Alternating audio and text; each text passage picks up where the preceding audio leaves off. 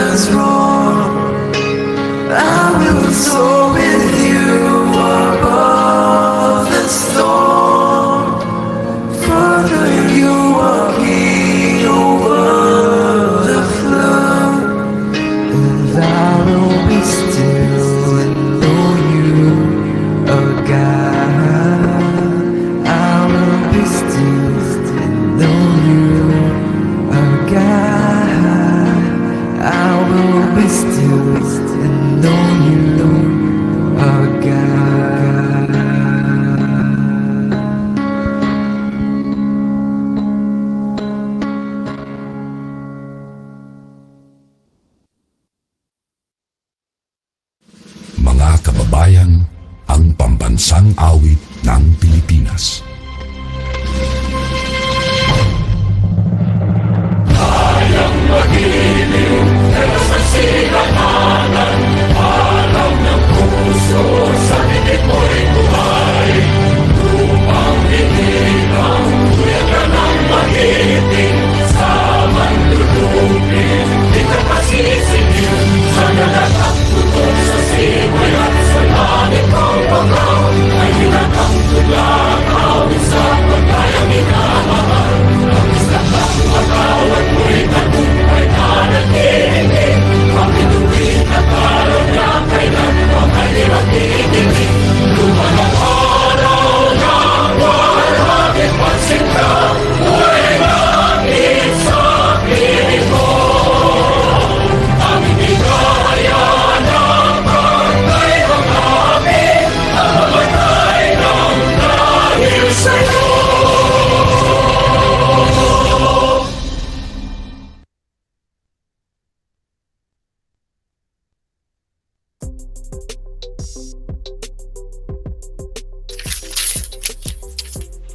So, to, to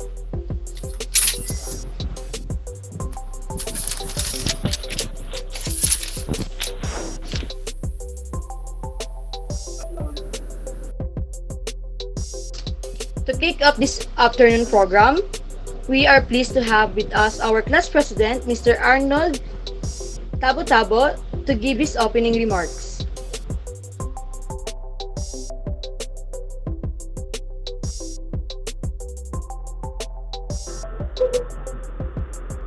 Good day, everyone.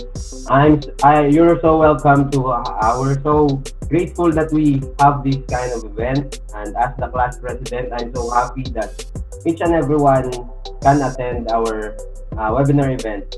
Then I'm so thankful that in the presence of our professor, Mr. Mariano. Thank you, sir, for this opportunity to share our thought about this kind of content. And I know that we are so excited. We are so excited to listen to our speaker. And without further ado, enjoy our presentation. And and welcome again. Thank you for that wonderful speech, Mr. Paul Arnold Tabo-Tabo.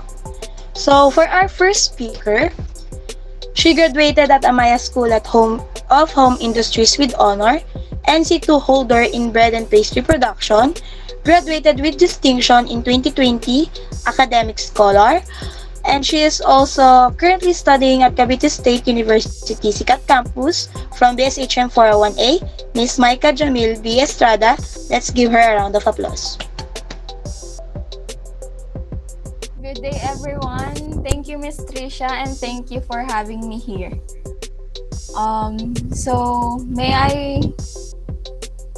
So please, can you present my presentation?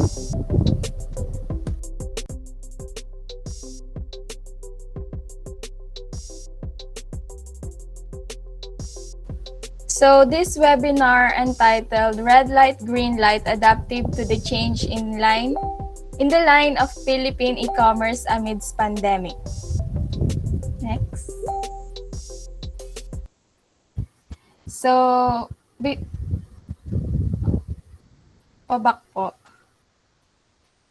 So before we start, I will introduce myself first. I'm Maika Jamil B. Estrada. And I am Brian Kamat. Next po. And our agendas for today is we'll give you the very definition of e-commerce, the roles and effects of the pandemic in the e-commerce industry in the Philippines, advantage and disadvantages of e-commerce in the Philippines. What is the importance of e-commerce? Leading e-commerce site in the Philippines, how to build your e-commerce business amidst pandemic, and frequently asked questions about e-commerce business. So, everyone, can I have a little favor from all of you? Can you all open your cam and show your beauties and handsomeness? You all have that visuals that should be proud of. Don't be shy to show it to us. So let us start. So I am the one who is in charge to discuss the first half of our presentation, and here are my topic assigned to me. First is what is e-commerce, its definition, types, and its status before and during the pandemic. The roles and effects of the pandemic in the e-commerce industry in the Philippines, advantage and disadvantages of e-commerce in the Philippines, and what is the importance of e-commerce. So, let's start. Next. So, what is e-commerce? Next po. Next. So, electronic commerce refers to a business model that allows companies and individuals to buy and sell goods and services over the internet. Electronic commerce or e-commerce is the exchange of information or transactions using any form of electronic communication. It can also be referred to as an electronic transaction. So from its word electronic commerce, it is a platform in the use of internet or electronic devices wherein you can sell or either buy products. You can use mediums such as telephones, mobile phones, personal computers, and such, in which usage of it nowadays is very helpful to all of us because of its conveniency that it brings to all of the sellers and customers. From one tap, you can order and have your desired product wherever you are in the part of the world. So next. So the first one is business to consumer. Does anyone here have an idea of what is B2C? Do you guys still there? Or am I the only one here? Kindly raise your hand or type in the comment box if you are shy enough to speak. Are you familiar with business to the consumer? May I know in the comment section? Thank you for answering, Mr. Andre Eusebio. Thank you, Miss Milyapre, Miss Ferrer, and thank you everyone for answering. I know that you're still there. Okay, so business to consumer refers to the process of selling products and services directly between a business and consumers who are the end user of its product or services. So, yung product is direct agad na napupunta or nako-consume ni customer na galing sa manufacturer or ni seller. Simple as that. Like seller to buyer. Okay, next. Business to business or B2B, it is a form of transaction between businesses such as one involving a manufacturer and wholesaler, or a wholesaler and a retailer. The manufacturer sells their product directly to the wholesaler or retailer, wherein later on, the wholesaler or retailer will sell it to the end user customers. Do you guys get it? Okay, thank you for answering. For example, in this business to business is yung mga ukay-ukay sa Facebook, bumibili sila ng mga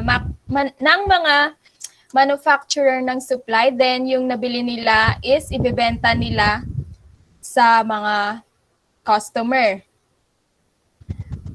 Kung nagets nyo, kindly type B2B. Anyone? Thank you, Mr. Tabo-Tabo, Rodriguez, Mr. Biray. Thank you so much for answering. I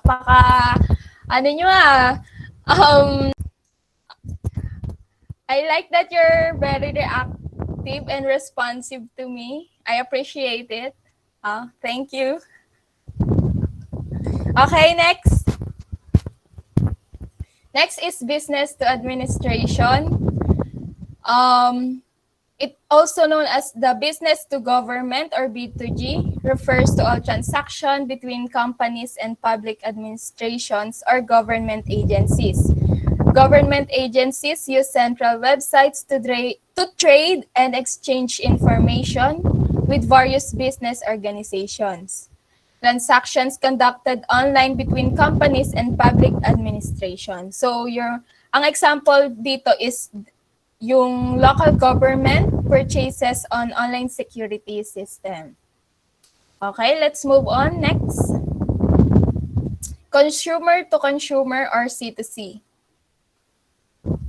So, have you ever bought or sold an item on Shopee or Facebook Marketplace? Meron na ba ditong mga nakabili sa Shopee or sa Facebook Marketplace? Okay. Yes po. So, if so,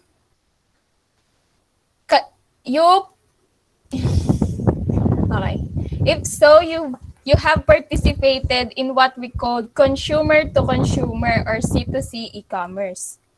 People who come together to buy, sell, or trade items online take part in C2C e-commerce. This type of e-commerce is the modern version of using the classified advertising section of your local newspaper or going to an auction. C2C e-commerce is a convenient way for consumers to buy and sell goods without getting in their cars and driving to a store. Do you have any question and clarification so far? So far? Excuse me. None so far. I'm sorry, I choked. Okay. If you have question, feel free to ask in the comment section. Okay? Next. Am I fast while explaining to you guys? No. Okay. Let me know if I'm being too fast. Okay? Okay. Now let's go to consumer to business or C2B. In the C2B model, a consumer provides a business with a fee-based opportunity to market a product or service on the consumer's website or blog. In this type of relationship, a website owner is paid to review the product or service through blog posts, videos, or podcasts. In most cases, paid advertisement space is also available on the consumer website. So, for an example is yung mga feedbacks sa blogs na ginagawa ng mga customers after nilang kumain sa isang restaurant wherein nabibigyan nila ng boost yung business dahil sa mga good feedbacks nila. Do you get it? Yes po. Okay, thank you. Yes po. Next. Consumer to administration or C2A. So the C2A e-commerce model helps the consumer post their queries and request information regarding the public sector directly from their local governments or authorities. It provides an easy way to establish communication between the consumer and the government. So example naman dito is yung mga taxes, like filing tax returns, and then sa health naman, scheduling an appointment using an online service, and paying tuition for higher education. Okay, next po. So now let's talk about now that we all know the meaning of e-commerce and its different types, let's proceed now on what is the status of e-commerce before and during the pandemic.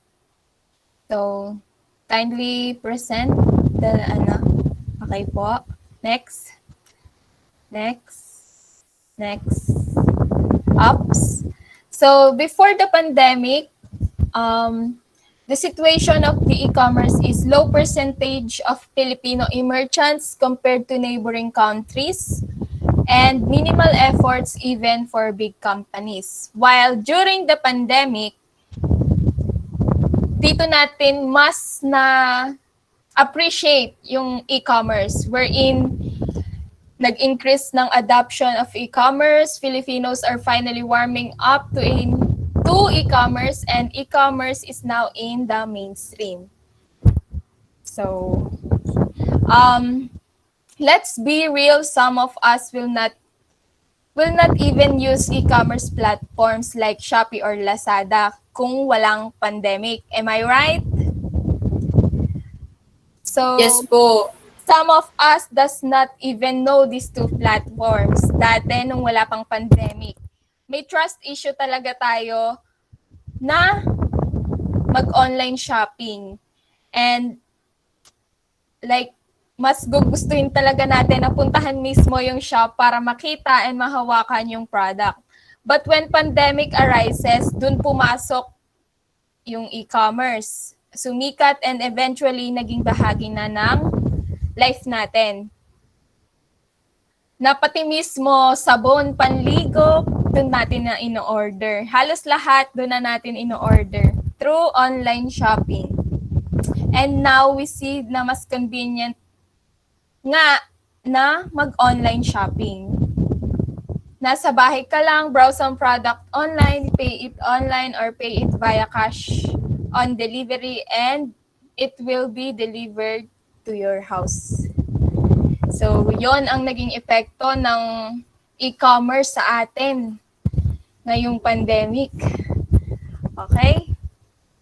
Next na po. So, now let's talk about the roles and effects of the pandemic in the e-commerce industry in the Philippines. Next po. Next. Up. So its roles and effects are lockdowns because of COVID-19 becomes the new normal. The usage of e-commerce platforms increase. The lower the mobility, the higher online transactions become.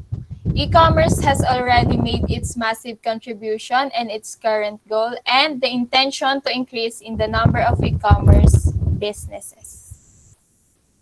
Okay, let's move on. So now let's talk about the advantage and disadvantages of e-commerce in the Philippines. Okay, next po. Next. So the advantage of e-commerce in the Philippines, first is increased online businesses. So as we see, dumami yung shop na Facebook na yung medium to purchase their product. More business used mobile applications for them to be reached out this amidst of pandemic, since we have so many protocols to follow. So next is one of the advantage also is retailers step up to the challenge. Next. Lower the transaction cost. So meaning the only transaction that will cost is the delivery itself. It lessens the customer's hardship on going out and ride several transportations just to get the product. Next. Technology transformed online businesses transactions into an infinite marketplace. So dahil nga less cost ang pag-establish ng business online, mas dumami ang pwedeng magbenta or mag-business online. You will only need a page and determination for your business to boost online. Next.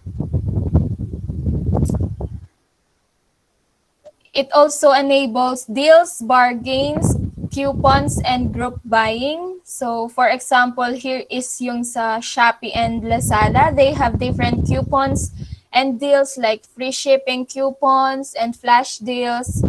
Meron pang ang piso deals, di ba? So, maraming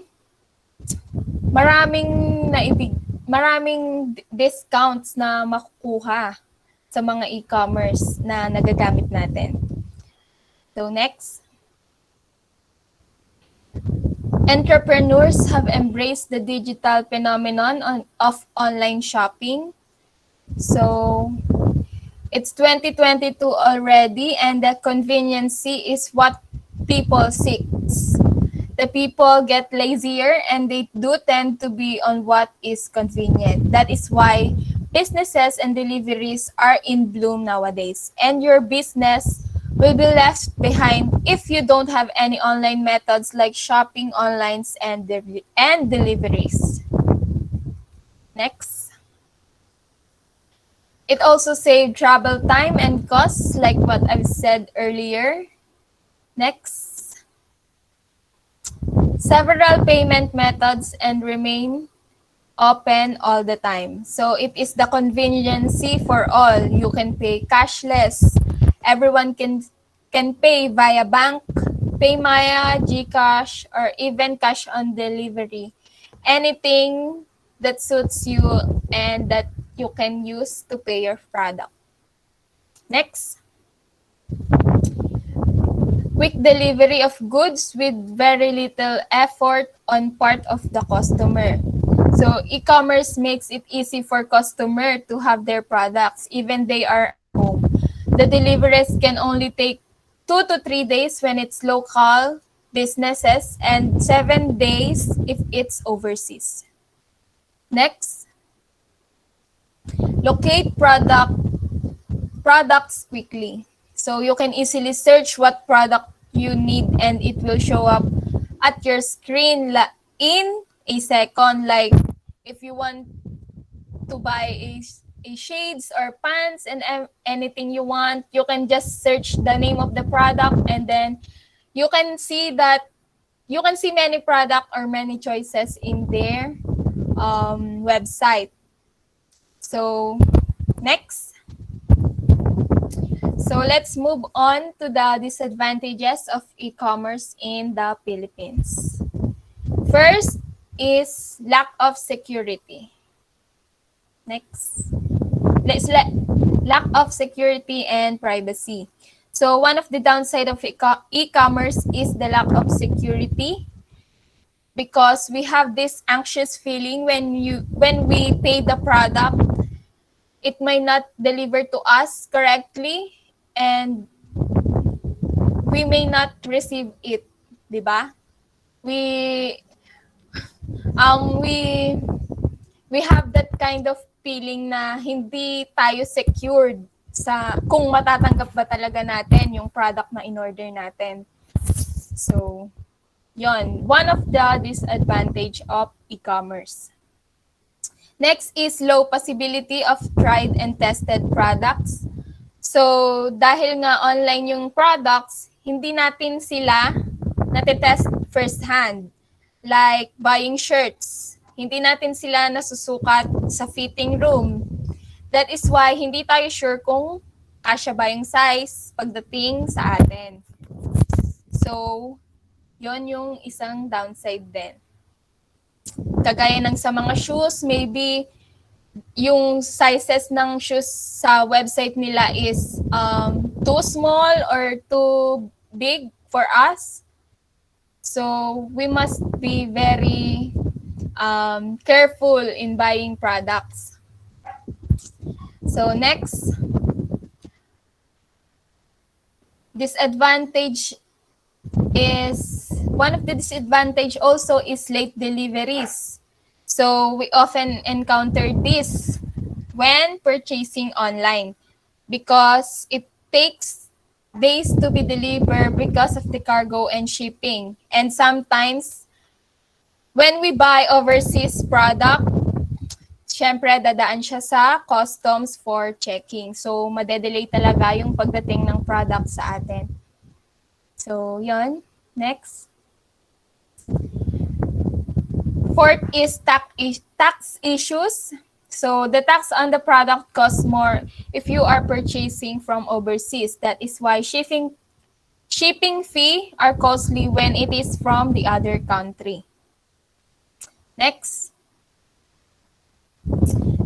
Shipping problems and interruption. Mostly, nagkaka-shipping problems kapag holidays. Kagaya nitong nagdaan na New Year and Christmas. Alam ko, meron sa inyo na na-delayan ng product. Kasi ako rin. Na-delayan ako ng product nung nagdaang holidays. So, yon, kapag ganon, medyo tumatagal talaga yung delivery ng item natin. Kaya advisable na ahead of time, mag-order na tayo para dumating yung product sa atin when we needed it. Okay? Next. General fear. So, sa fear, itong general fear is fear na baka hindi dumating yung order mo or maybe it was a scam. Or baka possible also na the delivery guy is a bad guy or what. we all know na masyadong public kasi yung address natin na nakalagay sa mga parcel, kaya accessible siya for all. That is why we should be purchasing only to those stores that we trust the most. And also make it a habit to read feedbacks and comments before purchasing the items. So in that way, maiiwasan natin yung mga ganitong aberya. Okay, next. Lack of personal touch, syempre, because nakikita lang natin siya online. Hindi natin sila nahahawakan. Mahahawakan lang natin sila kapag dumating na sila sa atin. Okay, next. Severe competition. As a business owner in e-commerce, you will have different and lots of competitors. So you need to mind how you will stand out among them. And one tip is the coupons and promos. So, minsan yung mga stores or brands is nag-o-offer sila ng sales. Like, kapag may sales sa Lazada and Shopee na ngayon, paparating yung sale na tutu. Diba? May sale sila. So, maraming maglalabasan na dyan, na mga brands, na mga hindi sikat and mga sikat na maglalabasan ng mga promos and coupons, syempre to gain customer. So, yon. Next.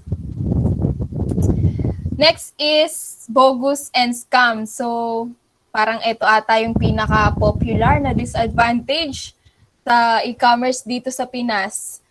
Kasi marami ng kaso na tayong nakikita sa Facebook na sinishare ng iba. So, kung bago lang yung business mo, need mong mag-post ng proof of deliveries or even feedbacks and comments from your former customers. In this way, potential customers will see your business not a bogus or scam and have a trust to purchase from you. Okay? Nagets po ba ang mga advantages? Yes po. Okay, let's move on to the next slide.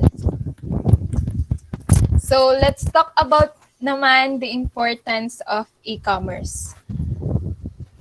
Okay, next.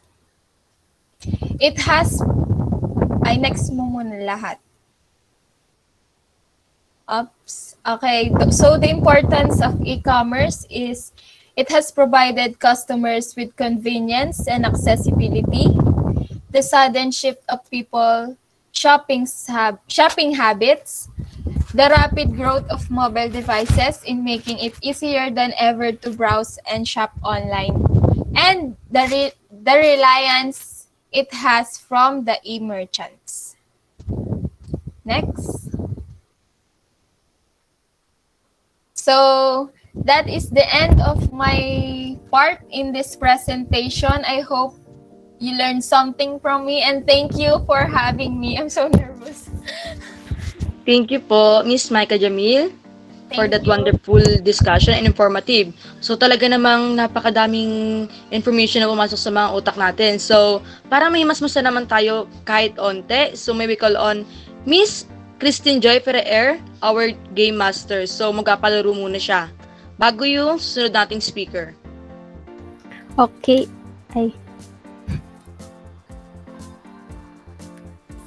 Okay, based dun sa mga binigay na example ni Miss Jam, madaming mga e-commerce sites or websites na napupuntahan natin ngayon dahil syempre bored.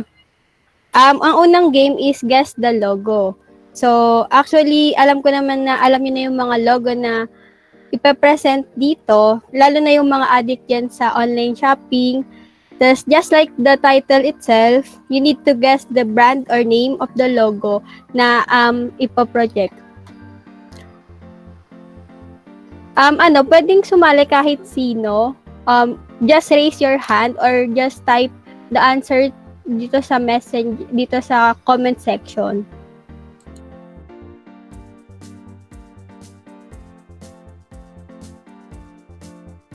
Okay, ready na ba yung lahat? Ready Okay. na. Let's start.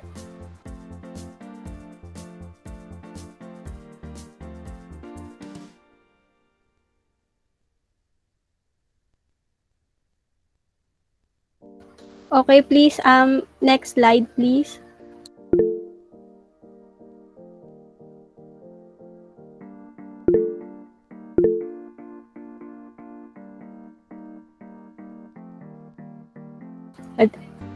Oh, madaming alam Madaming alam na alam ang Shopee. Next, please.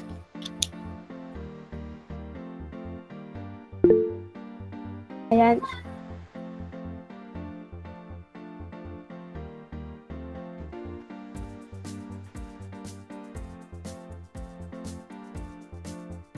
Sunod-sunod ang mga message, ang mga comment dito. So, dami talagang gumagamit ng e-commerce natin. Okay, next naman.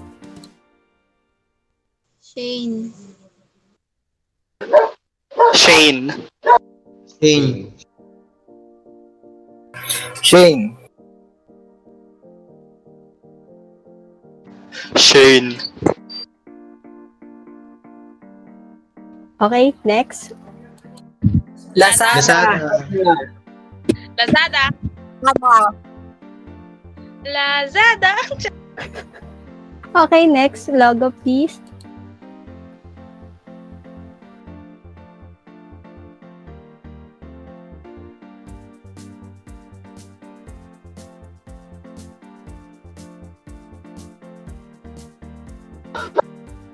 Weavers. Oo, tama. Okay, next naman. Alam nyo ba to? Oh, shopping. Alam na alam. Omegle. Ibata yan ah. Iba yun, Jeb. Iba yun. Zalora. Ay, Zalora. Mali. Ah, Yapul. Aray. Okay, next. Logo, please. Insta? Ay, hindi. Ano, isa din siyang online site.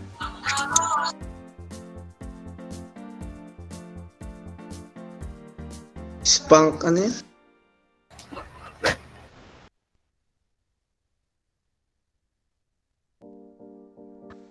Okay, clue. Para siyang Shopee or Lazada. Pero hindi siya, meron siya dito sa Pilipinas, pero hindi siya ganun kasikat.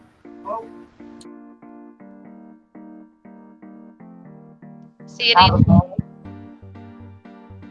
Okay, Carousel. Okay, tama si Sabi ko nakaabot pa si Braille. Okay, next please. Metro Deal. Tama. Kala ko matpad. Ano to? Ayan. Okay, next. Alibaba. Alam na alam ni Rika.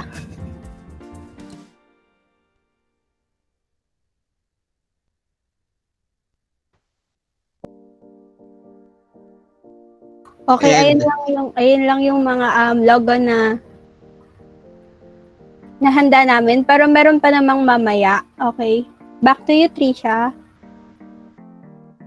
Thank you for that wonderful game, Miss Kristen Joy Ferrer. Masyadong active ata yung mga audience natin dito ngayon.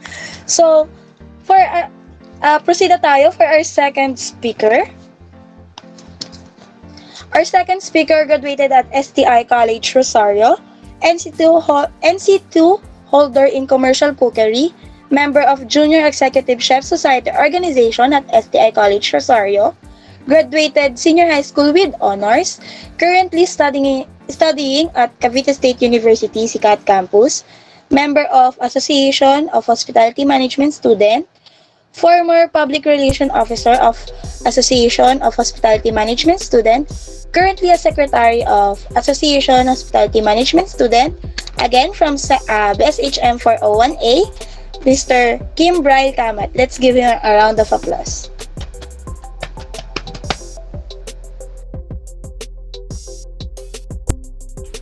Good day, everyone. Thank you for that amazing introduction, Miss Trisha. Can we now proceed to the presentation?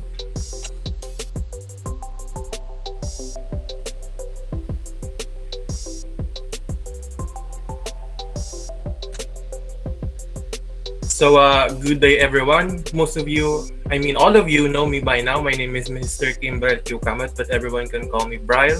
And today I will be discussing you the second half of our presentation. And the first half was introduced and explained to you by my partner, Ms. Maika Jamil Estrada. And the coverage of my presentation is first, the types of e-commerce transaction in the Philippines. Second is the leading e-commerce site in the Philippines, and we'll give you a brief profile of and a brief rundown of what's about to happen when it comes to the leading e-commerce site in the Philippines. Next is how to build your e-commerce business amidst the pandemic. And lastly, frequently asked questions about e-commerce businesses and what you need to know. So next slide. So we are going to talk about types of e-commerce transactions in the Philippines, and with this part of the presentation, I'll only give you a little bit of a snippet with every parts of this part. So first we have business to consumer or B2C.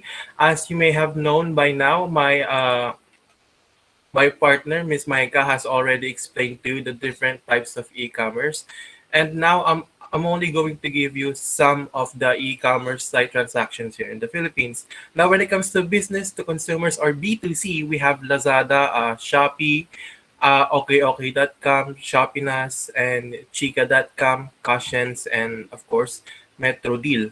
Now for our second, which is business to business, or also known as B2B, we have this specific shipping and delivering company called Xend or Send. It is a shipping and delivering company that partners with e-commerce business owners to deliver their products to the consumers.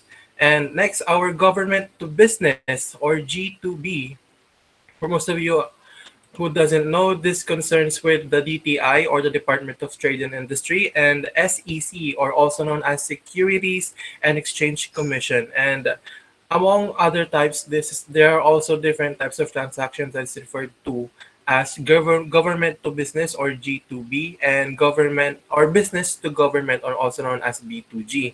Now for our government to consumer or G2C, which is shown in your screen, it's some of the government agencies are now processing e-commerce transactions directly from the consumer, such as services like passport processing, birth, marriage, death, and even no marriage certificate request. And those are just some of the examples when it comes to government to consumer. And next, our consumer to consumer or C2C.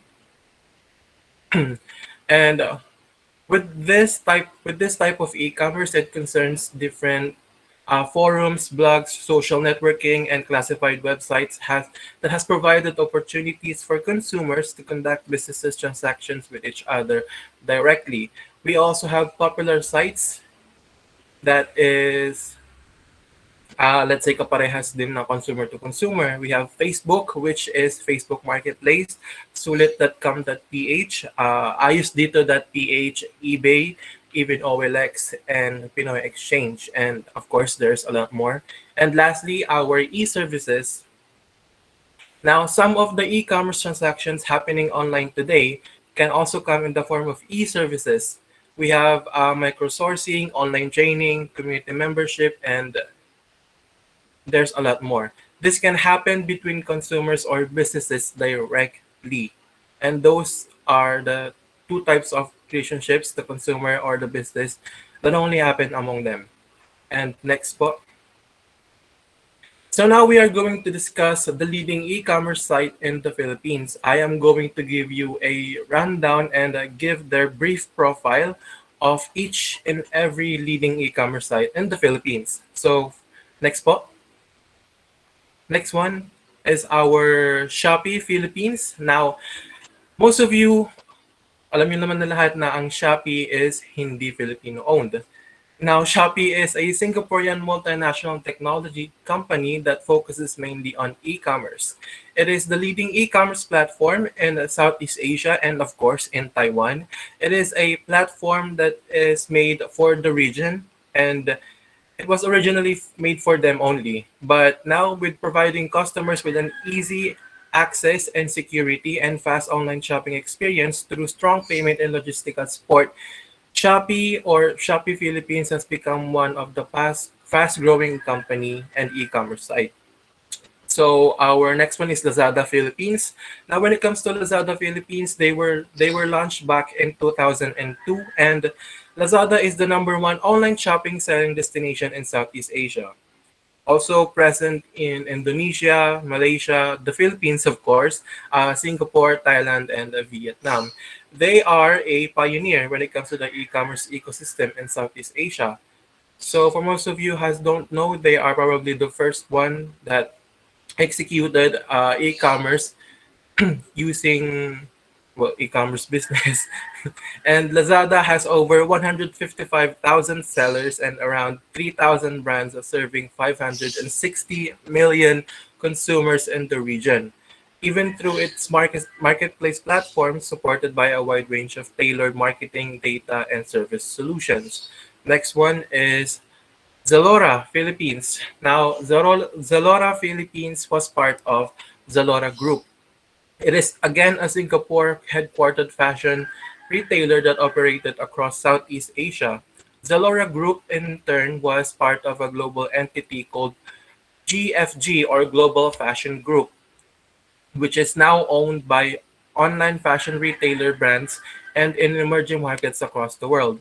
And for those that who doesn't know who is the co-founder and CEO of Zalora Philippines, it is Paulo Campos. That is Paulocampos. So kung gusto niyo i-research about sa kanya, you can do so. And he founded Zalora Philippines back in late 2011 after seeing opportunity to take advantage of the emerging industry in the country. Next one is we have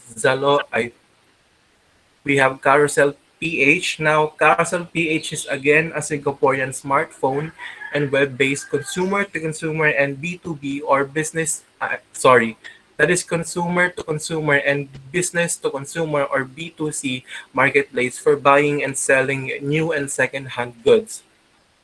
They are, of course, headquartered in Singapore. It also operates in different parts of Southeast Asia, like in Malaysia, Indonesia, Philippines, Cambodia, Taiwan, in Hong Kong, Macau, even in southernized country, which is in Australia, New Zealand, and of course, Canada. Now, our next one is eBay Philippines. Now, eBay Incorporation is a global commerce company which include its marketplace platform.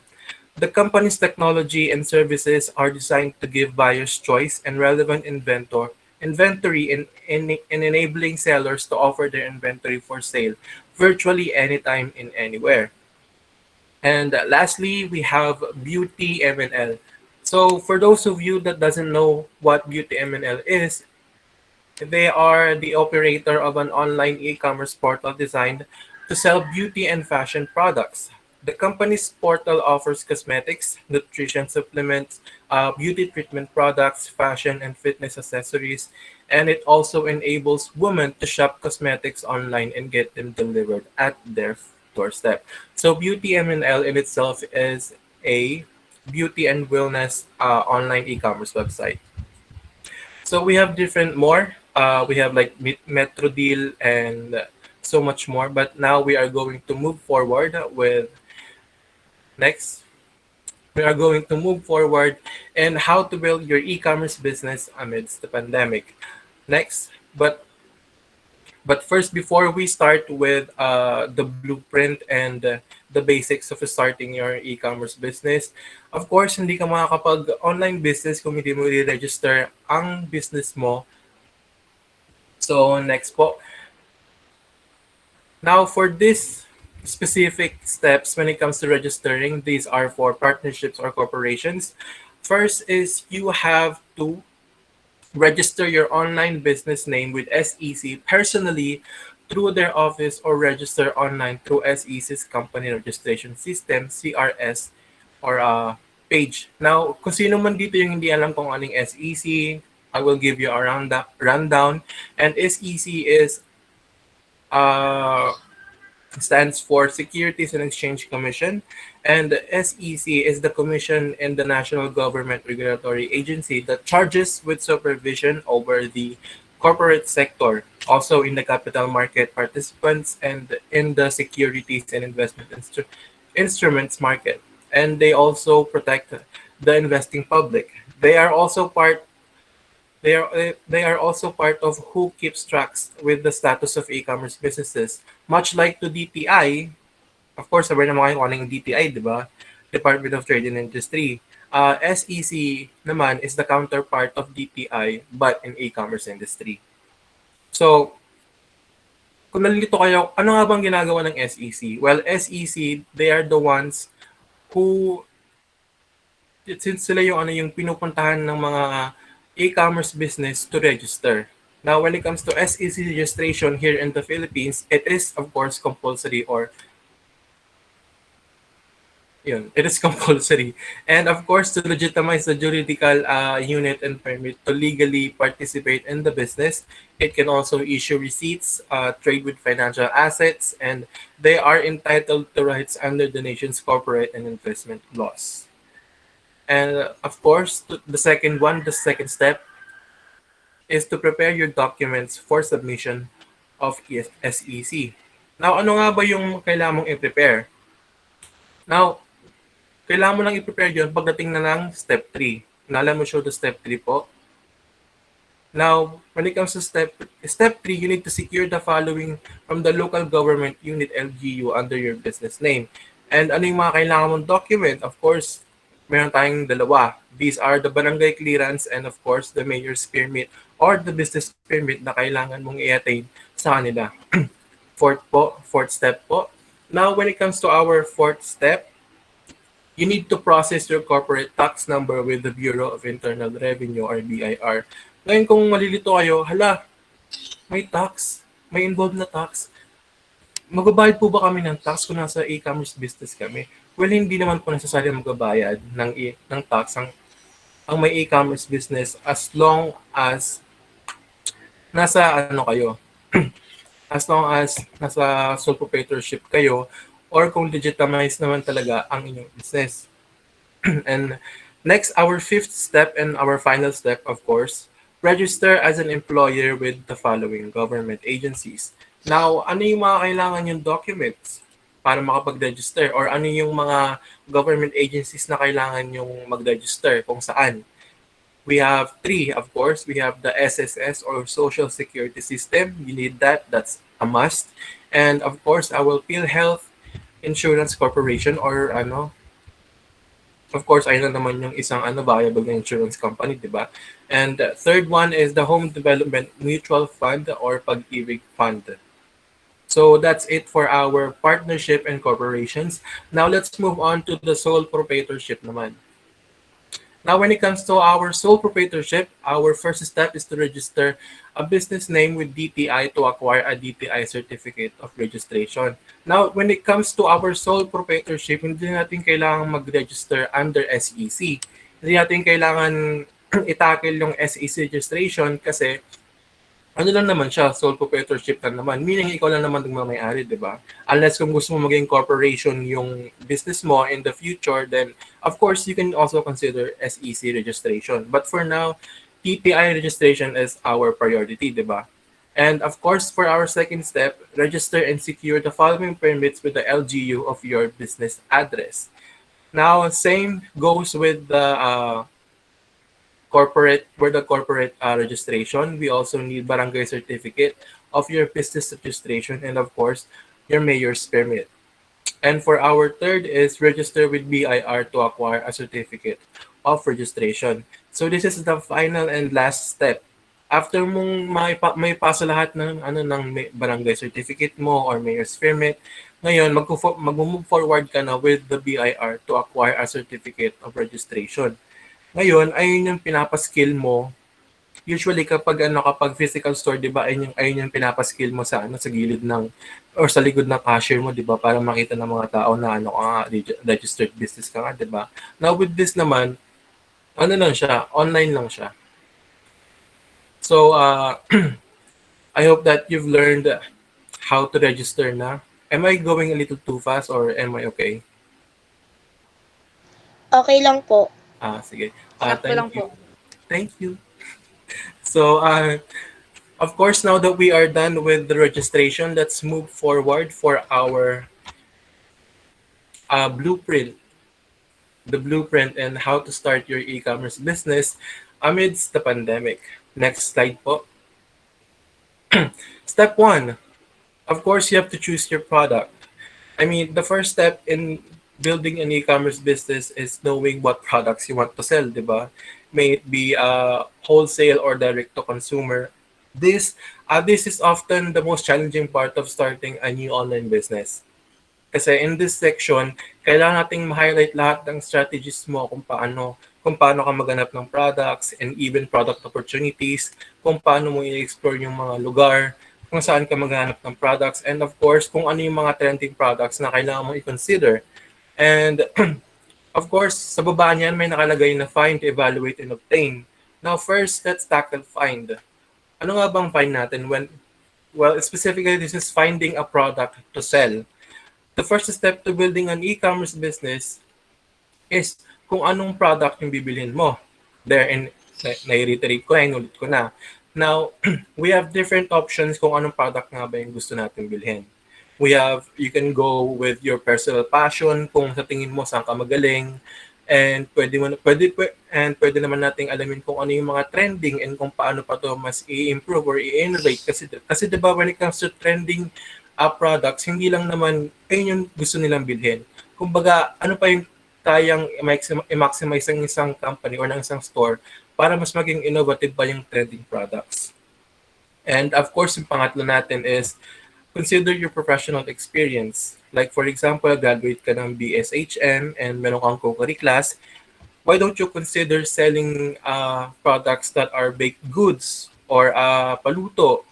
And of course, our fourth is read customer reviews on existing products. Siyempre, 'di ba, kung ano yung gusto ng kung ano yung pinagkakaguluhan ng customers and kung ano yung mga reviews nila about that specific product. Kung maganda man siya, syempre i-consider mo na bebenta ko to kasi maganda siya sa panlasa ng mga tao. Gusto ng mga tao 'yon. 'Di ba? And after find, we have evaluate. Evaluate your idea. Kasi 'di ba, once you have a product in mind, you need to determine kung mabebenta nga ba siya. Ngayon, kung mabebenta siya, kung tingin mo mabebenta nga ba siya or kung it's sellable, I don't know if that's even a word. Kung mabebenta siya, first, do a product research. Basic lang, do a product research kasi para ma-validate yung product idea mo. Para malaman mo kung ano nga ba siya, kung successful nga ba or hindi. And with those product research, of course, you need to answer some basic questions like, will the product be a success in the market? What are the similar products in the market? And what's the best way to develop and sell products? And of course, when it comes to product research, kailangan mo ring malaman kung ano yung market mo, kung ano talaga yung specific market mo. And of course, with those specific market, malalaman mo na kung ano yung spectrum ng demands ng market mo. And of course, our last, obtaining your product. After landing on a strong product idea, your next step is to figure out where and how you're going to obtain your products. Kung saan mo sila makukuha. Kung sino yung magiging manufacturers mo, suppliers, paano po mga practice yung strategies like low risk ways to produce your products. Kung wala kang mga manufacturers or suppliers, of course, you can create your own products, di ba? And, of course, our step 2. Step 2 na tayo. Research and prepare. Now, when it comes to research and prepare, we also have 3. Research, narrate, and of course, write. Now, when it comes to research, research your competition. Nakakita ka na ng product, na-evaluate mo na rin yung potential, nakapaghanap ka ng supplier, or even better, alam mo na kung paano gawin yung product, di ba? Pero before we get into that much further, kailangan natin i-consider yung competition natin. Ano nga ba yung sinasabi kong competition natin? Of course, hindi lang yung competition within the industry but also our weaknesses as well. Now, dito papasok yung competitive analysis natin. Competitive analysis like SWOT analysis. We have, now for those na hindi alam kung anong SWOT analysis, it lists the good and bad things about your business, both from an internal and external point of view. And it can also help in identifying your business. And of course, sa mga tinakang definition ng SWOT analysis, it forces you to think about the future para malaman mo on how to on how your business is doing today and kung paano sila mapoprocess in the next or in the near future, di ba? Now, SWOT analysis stands for strength, weaknesses, opportunities, and threats. So, yun. Alam niyo naman na yun, di ba? Hindi, joke lang. So, SWOT analysis, it stands for, again, strengths, weaknesses, opportunities, and threats. It identifies what you need to figure out. Kahit anong phase ka pa ng pag-start ng sarili mong business, in the middle, first, or last, kailangan mo to para ma-determine mo kung ano pa yung kailangan mong i-improve. Diba? And of course, next, our writing, narrate and write, of course, writing a business plan. Of course, this is the simplest competitive research. Kailangan mo nang gumawa ng business plan mo. Of course, a business plan is a roadmap that helps bring your ideas and thoughts together. A business plan is also vital or essential in determining what to prioritize and how to effectively reach new customers. Now, this particular part may need paperwork, but it'll be worth it in the long run. Kasi diba, it is very important. It is a strategic tool for entrepreneurs. Kasi a good business plan not only helps entrepreneurs focus on the specific steps necessary for them to make business ideas succeed, but it also helps them to achieve short-term and long-term objectives. And for our step 3, next po. For our step 3 is setting up your business. We have name, create, and understand. Now for the name, of course, you have to name your business. Aside from figuring out what to sell, another challenging decision is to determine your business or brand name and deciding on a domain name. When I say domain name, ayun na talaga yung pinaka-name mo. Ayun yung ilalagay mo sa mga paperworks mo, sa platform na pinili mo to sell your business. Now, in creating a name, it should be catchy, di ba? Ayun yung priority natin, it should be catchy. Create a name that's catchy, connected to what you are selling, and easy to read and say. But lastly, it should be an original name. Hindi pwedeng kailangan gayahin ko to kasi kilala to. Hindi pwede yun kung gusto mong makasuhan. And of course, create. When it comes to create, of course, creating a logo. Once you've selected a memorable name and registered a corresponding domain, it's time to craft a simple logo. Now, when it comes to logos, it is important to be creative while thinking of designs that will go well with your brand and products. Now, most people will use logo generators, but if you're good when it comes to graphics design logo, then that can be a big step ahead. And if you want a greatly done logo, then I suggest hiring a professional, or of course, if you want my advice, create something that's pleasing to the eyes. More relaxed palette colors would be a great option. And of course, next is understanding. Now, ano nga ba yung iintindihin natin? Now, with this part of setting up your business, it is quite a critical because understanding search engine optimization or SEO. Now, ready na tayo sa pag-build ng e-commerce business natin. However, before we jump into it, we should also consider or understand the basics of search engine optimization para we can properly structure our site and pages for Google and other search engines. Now, ano nga ba yung search engine optimization? Now, e-commerce search engine optimization or SEO is the process of generating more organic traffic from sites like Google, Bing, Yahoo to your online store. When you search for something on Google, for example, you're taken to the research engine results or SERP. Now, if we want to think kung ano nga bang importance ng SEO. Now, business SEO will help your website content act as a sales funnel. Kung ano yung act as a sales funnel, like kung ano yung mga nare-research natin, di ba? Pag naghanap tayo sa Shopee, halimbawa, red t-shirt, ang unang makikita mo doon sa Shopee is yung mga products na may red t-shirt, yung mga may keywords na red t-shirt. So it's better if we become aware of knowing our keywords, di ba? Always input keywords that are known or easy to reach on. And the more you put into known keywords, the more customers will see your products or stores in this platform. So, kailangan natin i-consider yung mga types of words na dapat natin ilagay, even sa description natin or sa bio. Kasi when it comes to knowing these different types of keywords that are known for normal people, not keywords that are, complicated or hard to pronounce or even hard to spell out, mahirap yun eh. So, kailangan nating sumunod sa mga keywords na madaling makabisa ng tao. Ano nga ba yung, like for example, sa t-shirt, ano nga ba yung hanap ng t-shirt? White t-shirt, plain. Mga keywords such as large t-shirt, yung something that is connected with the product. And of course, our next one is the prepare to launch. Of course, this is the easiest part because you will start your journey when it comes to launching your own business. This is the final part of the blueprint. And preparation to launch, this is quite important because it involves shipments and partnering up with delivering companies that will deliver your products. And of course, this blueprint that I have, it's not 100% blueprint. It's 90% blueprint. And yung 10% is of course hard work from you. Kailangan sa'yo magagaling yung hard work na yan. Hindi pwede na, kailangan ko na mag-research na lang ako about this and then completely alam ko na agad. No. Sometimes exploration, research, and hard work, all those things comes from you. Sa'yo magsisimula lahat eh. Di ba? Of course, to put everything in summarization, when it comes to our blueprint, research what products you'd like to sell or can source to sell.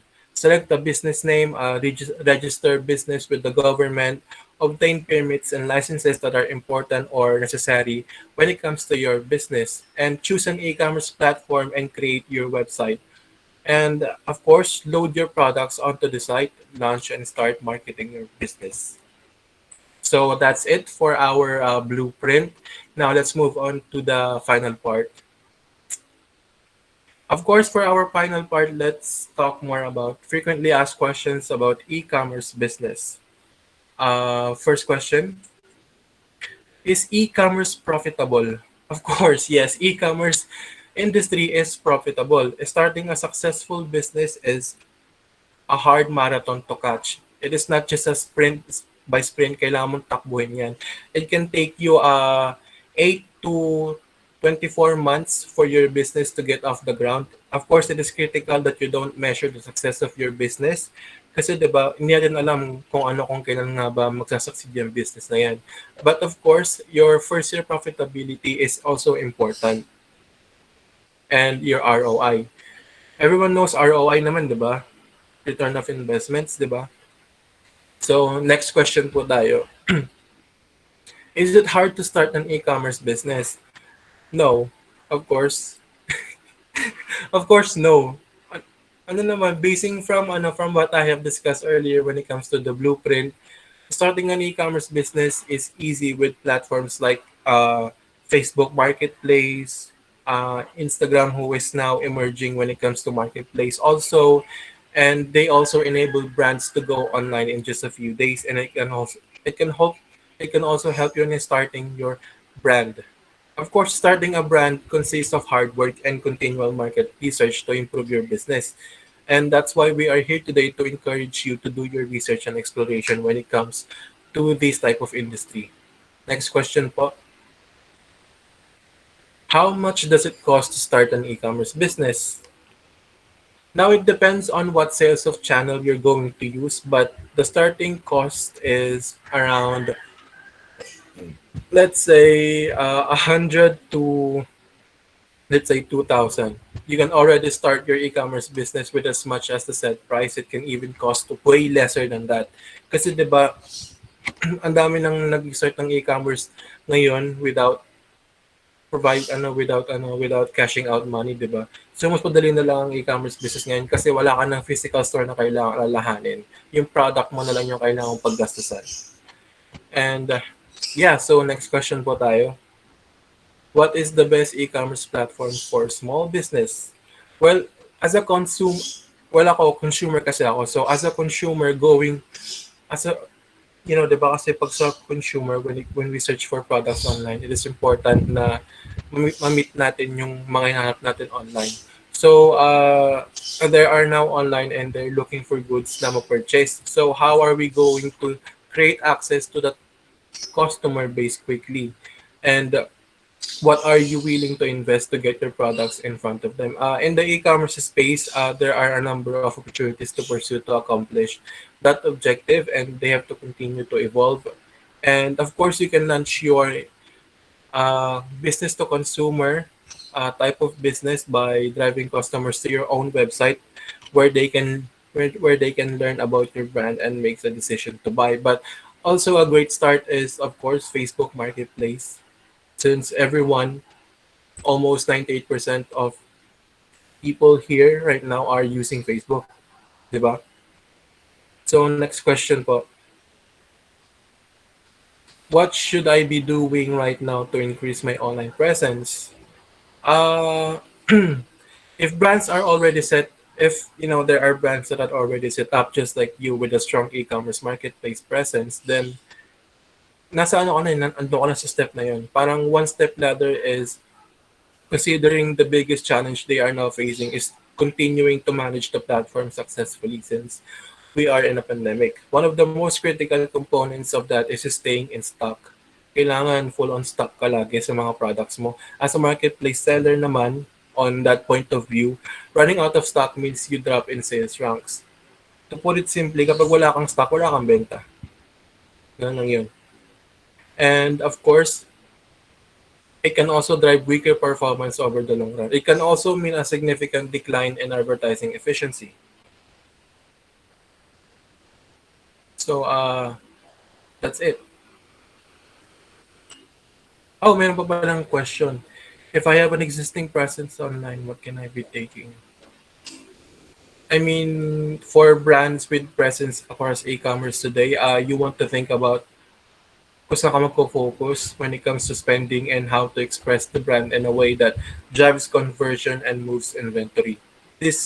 Parang ang meaning nito is, you need to kailangan mo i-consider yung digital landscape and paano mo may assess yung maximization ng peso para mapapasok sa digital channels mo. Kung ano mang digital channels yung pipiliin mo, may it be Shopee, Lazada, Facebook Marketplace, anything. So, that's it. That's it for our presentation. Sige lang. Thank you for that. Matong to thank you. That's it for our presentation, and we hope that together with Micah Jamil Estrada, which is my partner, we hope that we gave you enough information to start your e-commerce business. And yeah, thank you. So, thank you, Mr. Kimbrel Kamat. So, kung kanina, talaga namang sumakit na yung ulo natin sa mga information na binigay ni Miss Micah, ngayon naman, grabe, dinoble ni Mr. Kamat yung information na nakuha natin. So, to have some refreshment, so meron ulit tayong hinandang laro para sa ating mga audience. So, let me call on Miss Christine Joy Ferrer, our game master. Okay, it's icebreaker time and I'm back. Katulad kanina, 'di ba, may mga sites na binigay as example si Mr. Kamat. Ngayon naman, alam nyo yung Lazada at Shopee.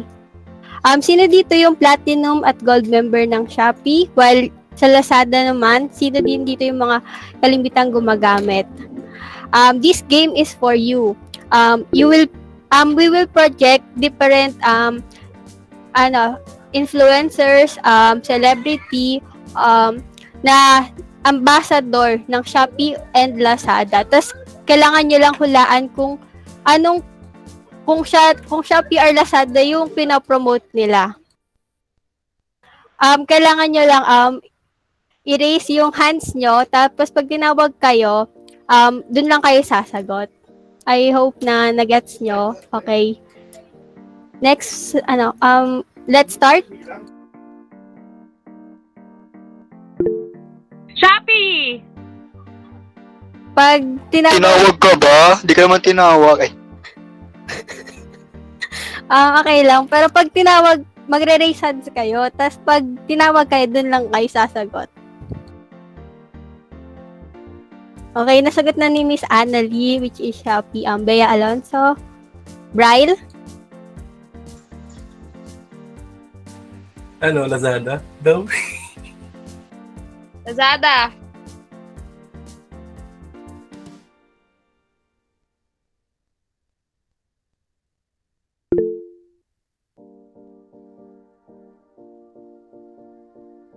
Okay, tama. Lazada. Next, please. Catherine Bernardo. Rika. Lazada. Tama. Next, please.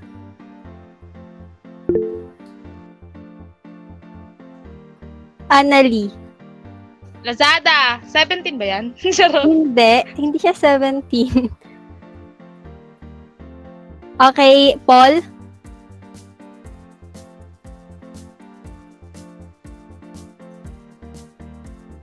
Paul, naka-raise hand ka?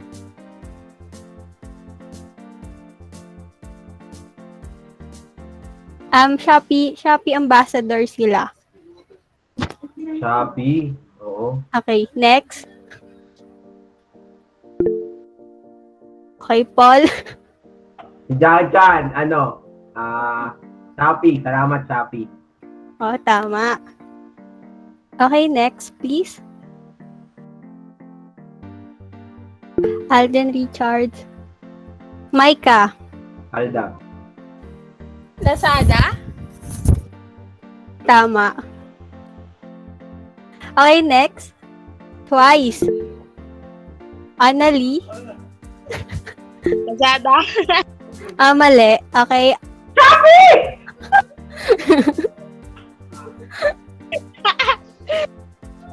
Okay, tama si Paul. Next. Please. Ding Dong Dantes. Ding-dong. Ambassador pala yan. Rika. Lazada. Si Rika po. Shopee. Tama. Aporda ba? Next. Ayan, 17. Annalie.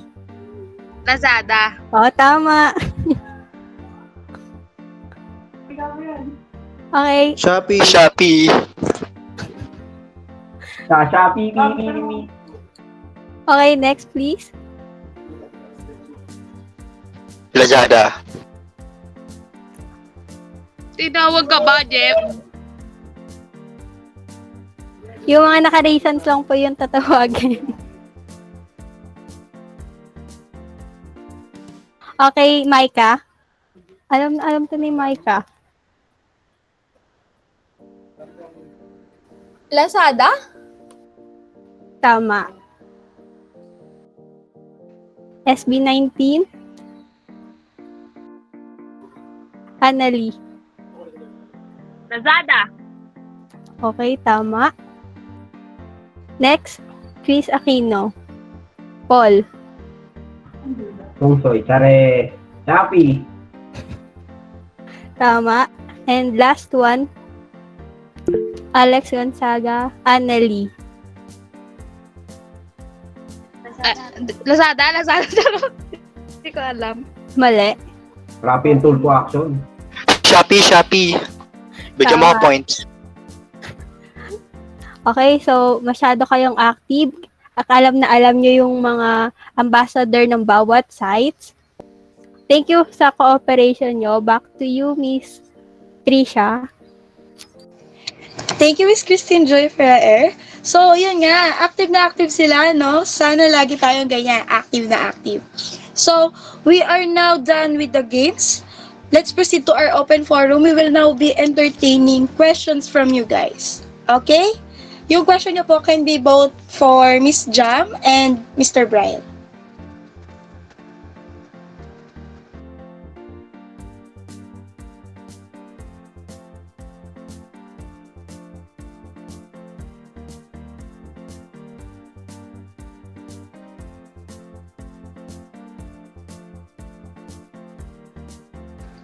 Nawala si Brian. Wait lang. Andiyan na siya. So okay po, habang hinihintay natin si Bryle, nandiyan na si Bryle? Okay po. So, Andiyan na- pwede na po kayo mag-comment po ng mga tanong po nila.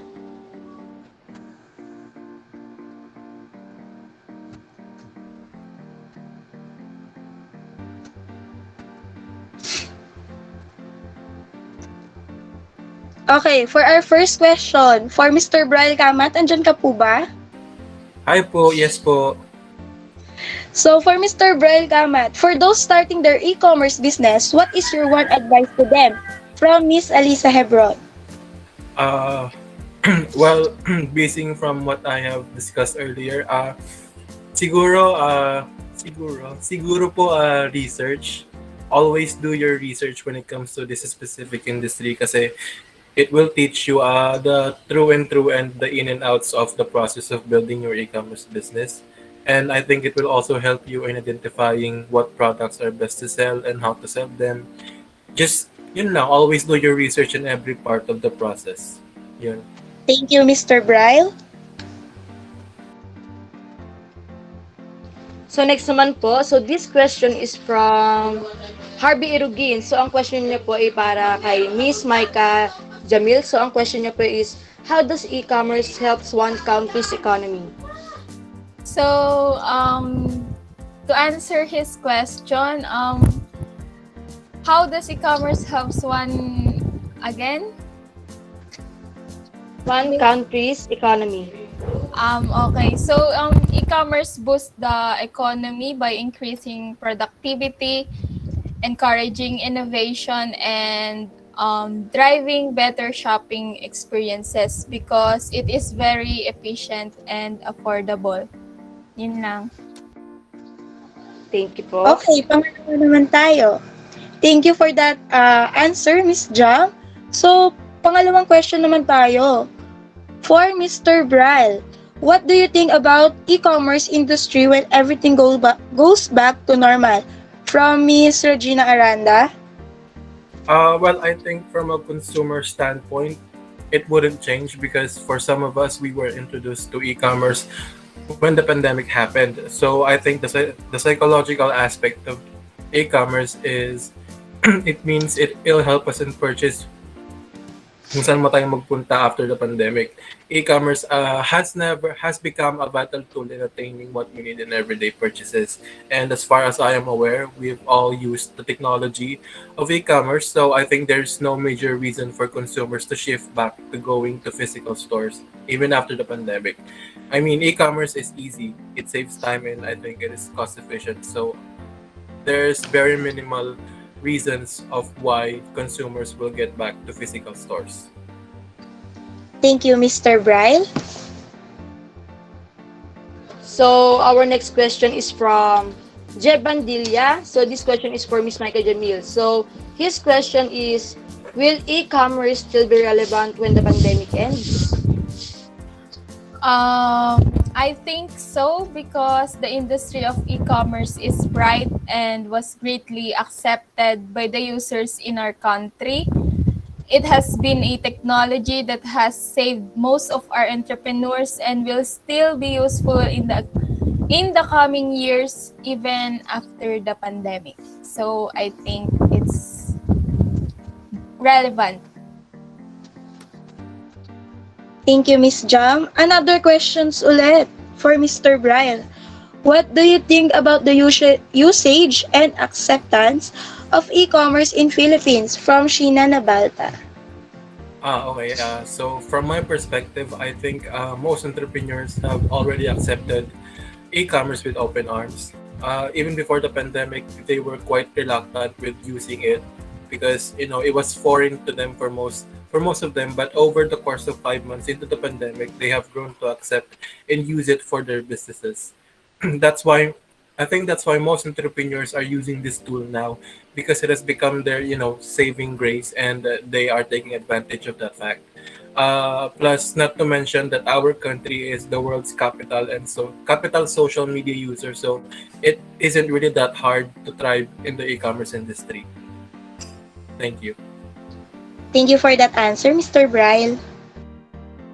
So magpipik na lang po kami ng last question po. So this last question is from Maria Ella Lonto. So this is for Miss Maika Jamil. So ang question niya po is, wait lang, marami po tayong nagtatanong. So ito po yung tanong, what is the future of e-commerce? Actually, I research it kasi it includes in one of my I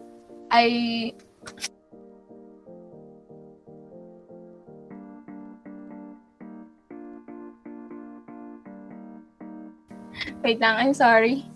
I think the future of e-commerce will be very innovative and very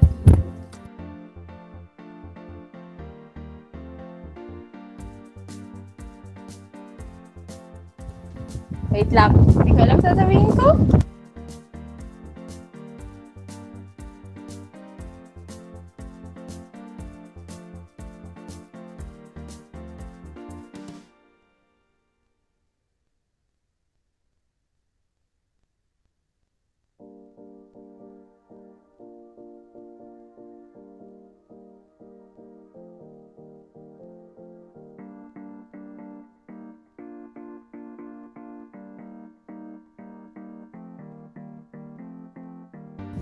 So, I think the future of e-commerce will be mas magi-innovate pa siya, and feeling ko mas lalawak pa or mas magtatagal pa yung pag-boom ng e-commerce sa panahon ngayon.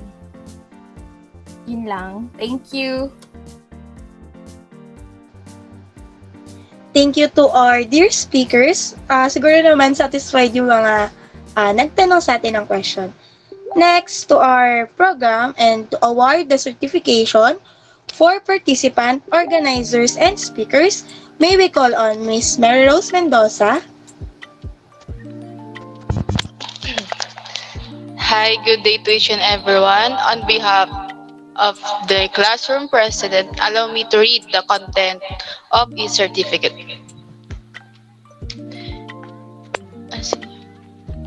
This certificate of appreciation is given to Maika Jamil V. Estrada and Kim Bryle Kamat in recognition of her valuable contribution as a resource speaker for the webinar entitled Red Light, Green Light, Adaptive to the Change in the Line of Philippine E-Commerce Amidst a Pandemic, via Zoom, given this 14th of January 2022, signed by Mr. Romel Mariano, our GNED 7 instructor, Mr. Paul Arnold Artabotabo, the BSHM 401A class president.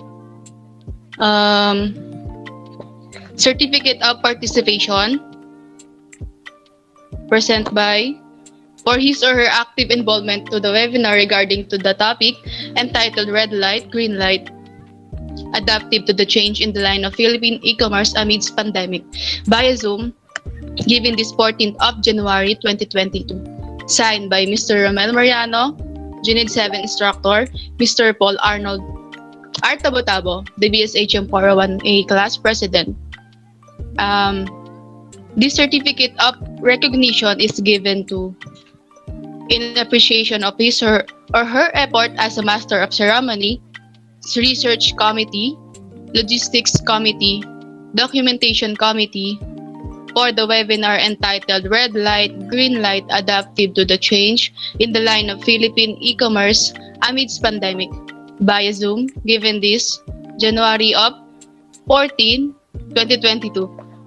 Signed by Mr. Romel Mariano, our GNED 7 instructor, Mr. Paul Arnold Artabotabo, the BSHM 401A class president.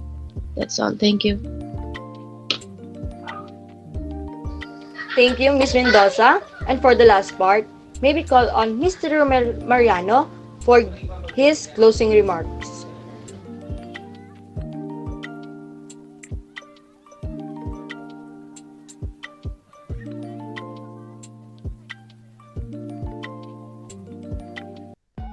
Thank you very much to our moderator. So, first of all, kindly give yourself a big round of applause for this kind of activity. Okay. And we would like also to commend our speaker from the section. Okay, nice presentation. Very good, very good. At the same time, I would like to commend also the overall chairman or overall leader of the section, okay, for leading the section towards the success. At the same time, I just wanted also to commend each leaders and to the members of each committee. Okay, thank you very much for working on your responsibilities. Okay, just to have this kind of fruitful events. And also, I just wanted also to give thanks to our evaluator, Mr. Dexter Comia, Mr. Brian Carlo Niegas, together with Miss Maria Rizalina Dolor. Thank you very much, ma'am and sir, okay, for participating with us. At the same time, okay, last but not the least, our live audience. Thank you very much for your participations. Okay, so we truly appreciated your time and effort just to attend in our webinar. So, knowing that we are currently in our circumstances that we are all in our homes, we are all isolated, okay, with our family, okay, because of the pandemic. Okay, this kind of activity we come up, okay, with our section is to provide an information dissemination. It is not or directly totally for coming up with a solution, okay, but in any other manner, because we all know that we will not be able to attend physical trainings, we will not be able to attend physical seminars, okay, for information dissemination. But our purpose for this kind of activity is to provide an information, okay, with regards to our subject. So the learnings, okay, of this young, okay, is not been isolated just for them. Okay, so we try to spread, okay, the ideas, the knowledge that they have to the other people that can watch this webinar.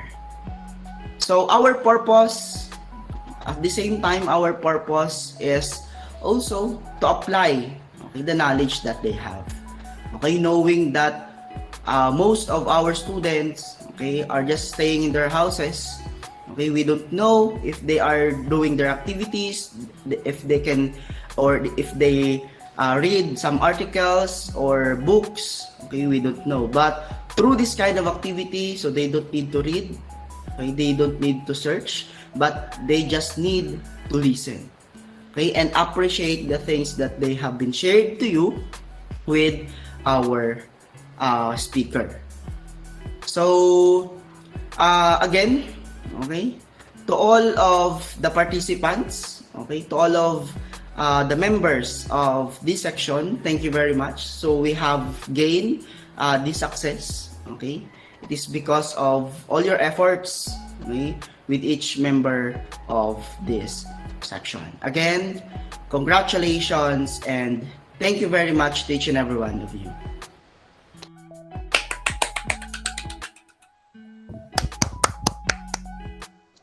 Thank you for that wonderful message, Mr. Romel Mariano.